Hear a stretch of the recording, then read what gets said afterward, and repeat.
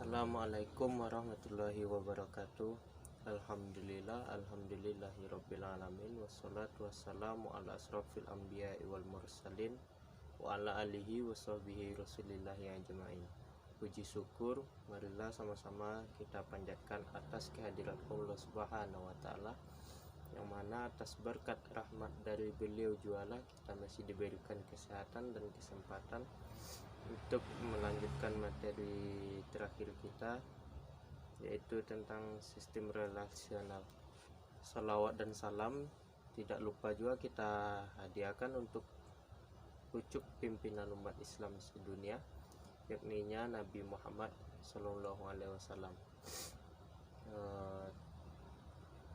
Tanpa memperpanjang mukadimah, perkenalkan, nama saya Habib Maulana Febrianda, NIM 2521154. Saya berasal dari lokal PTIK 2D.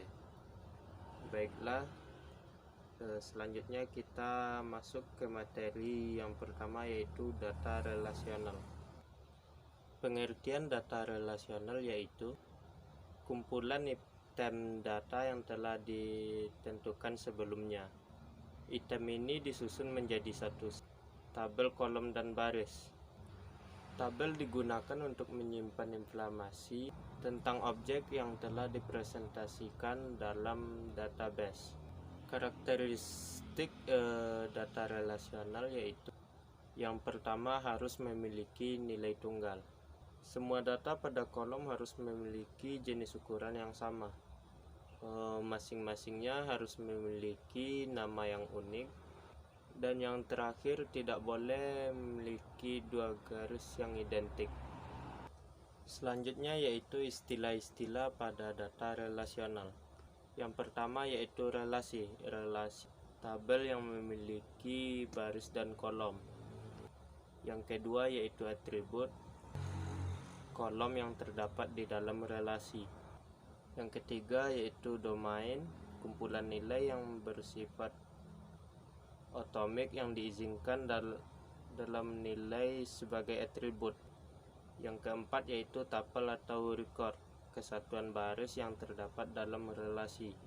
Yang kelima yaitu degree, jumlah kolom yang terdapat dalam suatu tupel. Selanjutnya yaitu macam-macam data relasional. Macam-macam key data relasional. Yang pertama yaitu super key. Super key adalah satu atau kumpulan atribut yang dapat membedakan satu baris data dalam satu tabel.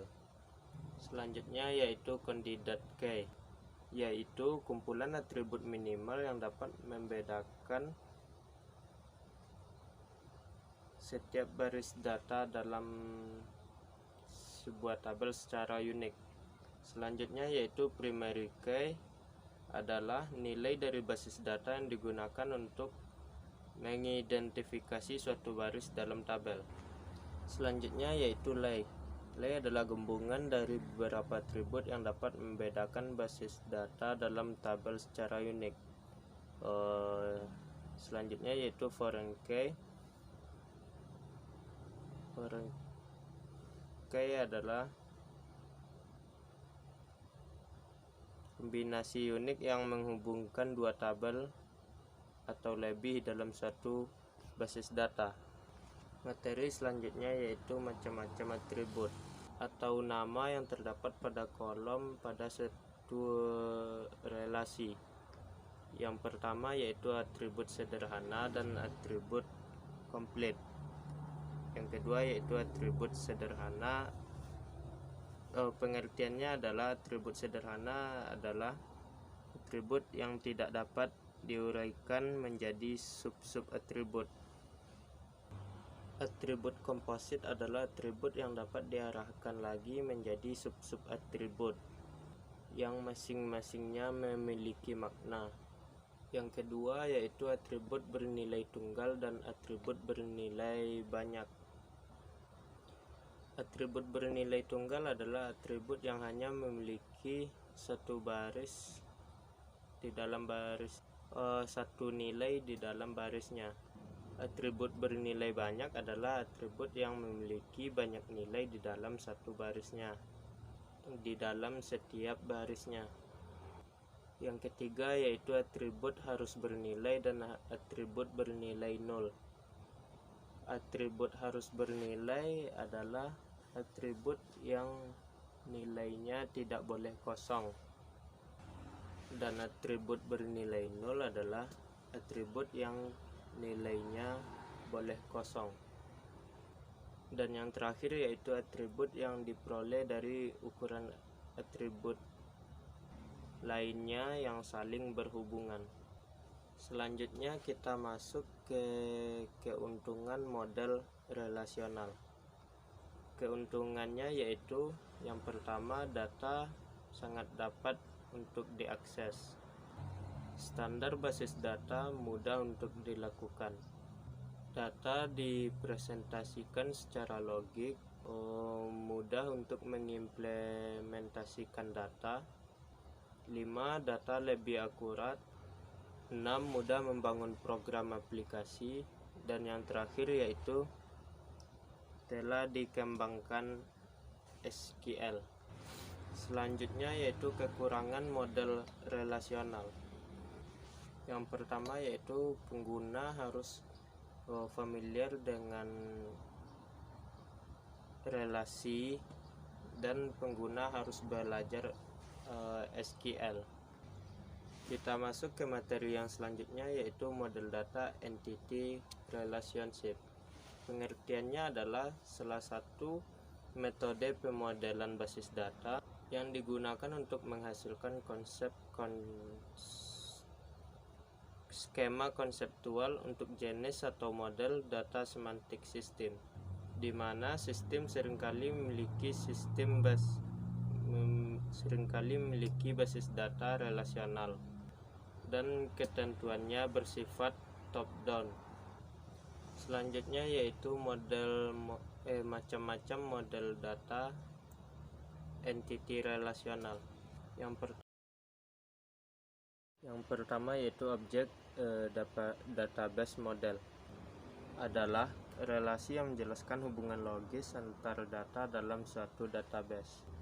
Entity relationship model di dalamnya juga ada 3. Yang pertama yaitu entity. Entity adalah objek yang ada di dunia nyata, kemudian sistem dapat membedakannya dengan objek lain. Contoh pada sistem akademik yaitu dosen, mahasiswa, dan mata kuliah. Dan contoh pada sektor perpustakaan yaitu buku, anggota, dan pegawai. Yang kedua yaitu relationship. Relationship adalah hubungan yang ada di antara beberapa entitas. Contoh relasi yang menghubungkan antara Bayu dengan NIM 2521154. Relasi ini menunjukkan bahwa Bayu adalah pemilik NIM 2521154. Yang terakhir yaitu atribut. Atribut adalah karakteristik tentang penjelasan entity relationship. Dan selanjutnya yaitu semantic model. Semantic model hampir sama dengan entity relationship, tetapi hubungan objek tidak dinyatakan dengan simbol melainkan dengan kata-kata. Macam-macam yang selanjutnya yaitu record database model. Yang pertama yaitu relational model. Model yaitu model yang menjelaskan kepada pemakai bahwa tentang hubungan logis antar data dalam database. Yang kedua yaitu hierarchical model. Model data ini sering disebut tree structure, dan bentuk hubungannya antar data itu bertingkat. Yang terakhir yaitu network model, disebut sebagai plex model, di mana ada child di dalamnya. Selanjutnya yaitu kardinalitas relasi. Yang pertama yaitu 1:1 atau one to one. Setiap entitas pada himpunan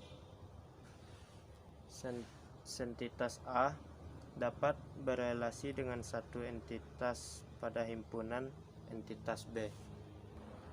Yang kedua yaitu satu ke banyak. Setiap entitas pada himpunan A dapat berelasi di dalam himpunan B. Yang ketiga yaitu banyak ke banyak atau more to more, many to many. Semua entitas yang ada pada himpunan entitas A dapat berelasi di dalam semua entitas B, himpunan entitas B. Selanjutnya kita masuk ke materi yang terakhir yaitu normalisasi. Normalisasi merupakan sebuah teknik dalam logical design sebuah basis data yang mengelompokkan atribut dari suatu relasi sehingga membentuk struktur relasi yang baik atau tanpa redundansi. Normalisasi adalah proses pembentukan struktur basis data sehingga sebagian besar ambiguity bisa dihilangkan. Tujuan dari normalisasi adalah untuk menghilangkan duplikasi atau kerangkapan data, mengurangi kompleksitas data, dan mempermudah memodifikasi data. Pada bentuk normal, setiap baris dalam suatu tabel harus unik, setidaknya pada satu atribut yang disebut sebagai primary key. Normalisasi database terdiri dari banyak bentuk. Dalam ilmu basis data ada 9 bentuk normalisasi yang ada. Yang pertama yaitu 1NF, 2NF, 3NF, EKNF, BCNF, 4NF, 5NF, DKNF, dan yang terakhir yaitu 6NF.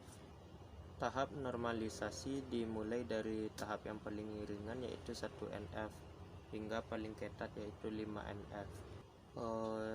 Suatu tabel dikatakan 1NF jika hanya setiap atribut dari data tersebut hanya memiliki nilai tunggal dalam satu baris. Inti dari normalisasi 1NF adalah tidak boleh ada grouping data ataupun duplikasi data. Suatu relasi atau tabel dikatakan dalam bentuk normal pertama apabila setiap atribut bernilai tunggal. Keseluruhannya cuma ada 5 bentuk normal. 3 bentuk normal pertama menekankan redundansi yang muncul dari fungsion dependencies, sedangkan bentuk keempat dan kelima menekankan redundansi yang muncul dari kasus multivalued dependencies. Mungkin sekian penjelasan yang dapat saya jelaskan. Terlebih dan terkurang saya mohon maaf. Assalamualaikum warahmatullahi wabarakatuh.